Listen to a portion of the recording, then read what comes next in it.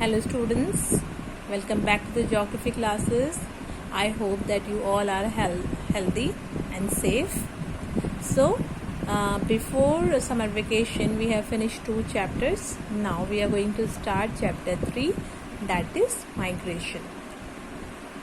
About this term migration I have explained and I have discussed to you in the previous chapter also, but still again I'll give you an introduction about migration.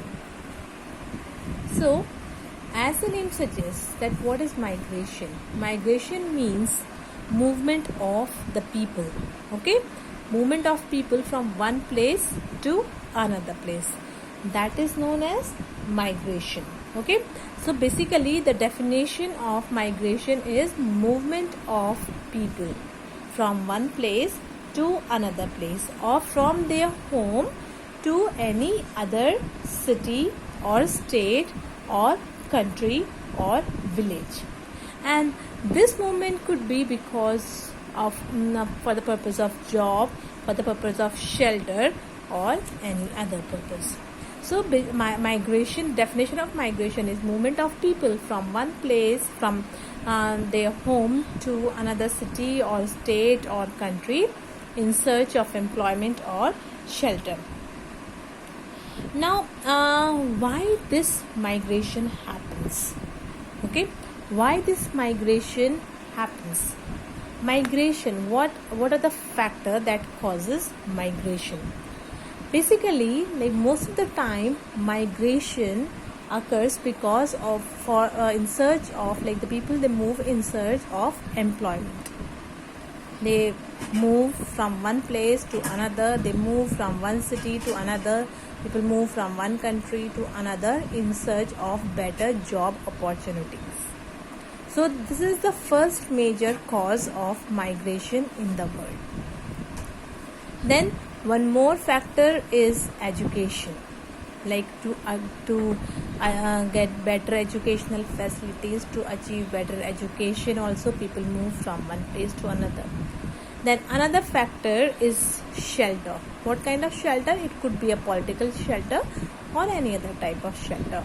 So people move from one country, from one city, from one state to another in search of shelter. Also, sometimes people move because to obtain or to get access to better medical facilities. So these are some of the major causes of migration: employment, education, shelter, medical purpose, and sometimes people move just to have a better lifestyle. So this is another factor. But most of the time, 90% of the migration that occurs in the world, that is for the purpose of employment or to get better job opportunities. Now, if we take the example of migration in the world, as you see that continuous migration is happening all over the world. People are leaving their own country and going to another country, and people are leaving their own towns and cities and going to settle down in other towns and cities because of one or other reason. But when we talk about large scale migration means when a large number of people leave their place, leave their country and move to another country. There are few examples.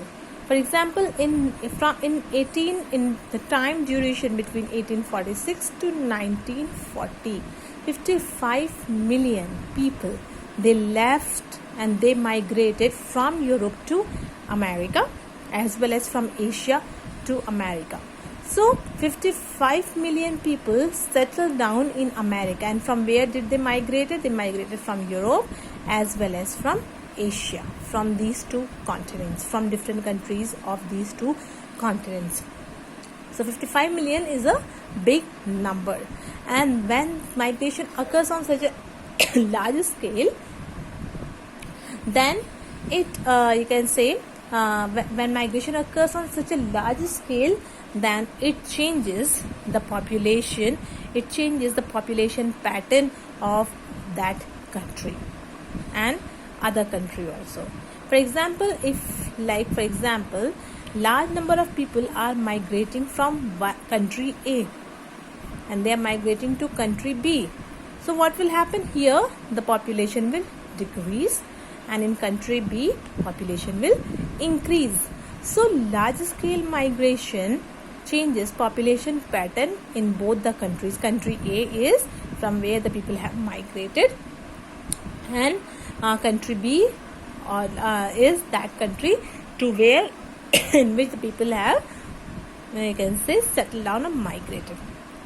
So because large number of people have left the country, so the population of country A will decrease and population of country B will increase. Similarly, one more example is in the 20th century, almost, if you see, 4 lakh Jews, they went and settled down in Palestine. So because they were seeking political shelter, because large scale persecution of Jews were going on in the world, so they left their own country and settled down in Palestine. So when migration occurs on large scale, then it changes the population pattern. It decreases the population of one country and it increases the population of another country. So in this case, when we take the example of 1847, the example of this 55 million migration of 55 million people, then in this case population of America increased. America experienced a population pattern because America's population increased considerably as people from Asia, people from Europe, they went and settled down in America.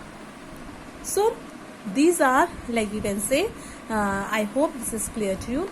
Now what causes migration? As I told you, here also employment, education, shelter, medical purpose and better lifestyle, these are some of the broad factors.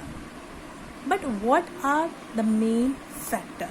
So causes of migration can be divided into 2 categories. This also I have explained to you in the previous chapter. So these 2 factors are called push factors and pull factors. Now push factors are most of the time negative and pull factors are most of the time positive. As I explained you earlier also, push factor is like someone is forcing you, those factors that force you to move out from one country. Maybe you are not getting for example, if you are not getting, you are so much qualified, still you are not getting a good job in your own country. Then what do? You are forced to leave the country and you try to search job in another country, or not country but another state or other city. For example, if you are living in UP but you are not able to find a good employment opportunity for you, so what you will do? You will try to search a job in Delhi and Mumbai or in other city and you will go and settle down there. So this is like push factor. Okay, and there are some other push factor also. Among them, the first one is poor medical care. So people migrate because maybe in their city, in their town, in their villages, medical care is not properly established. Then not enough job. If people do not get proper employment opportunities in their hometown or home city or home country, then they migrate to other city or other town or other village or other country. Then droughts or natural disaster. If a person is living in an area which is continuously struck by natural disaster, then they tend to leave that place and settle down in other place. Loss of wealth. It could be because of any reason. This is also one of the push factor. Fear of torture. Like for example, if you fear that someone might kill you, someone might torture you, continuously they are torturing you, or if there is lot of crime in your city and town and there is no proper safety is not there, proper security measures are not there in your city and town, then also people tend to move to and migrate to other city or other town or other country. Political fear also. If you fear that you may got you may get any kind of political, you may get oppressed or may get political torture, then also you tend to leave your place and settle down in other place. Religious factors also, if you are living in a place where you are not freely, you can say, allowed to, when you are where you are not allowed to freely practice your own religion, then also you leave your place and you go and settle down in other place. So these are the push factor. As I told you, push factor are most of the time negative factor. Push means that they will force you out of a place. Then comes pull factor. Pull factors are most of the time positive factor. Now if you are not getting any job in your own country, what you would do? You will go towards a place or a country or a city where you think that more jobs are available there.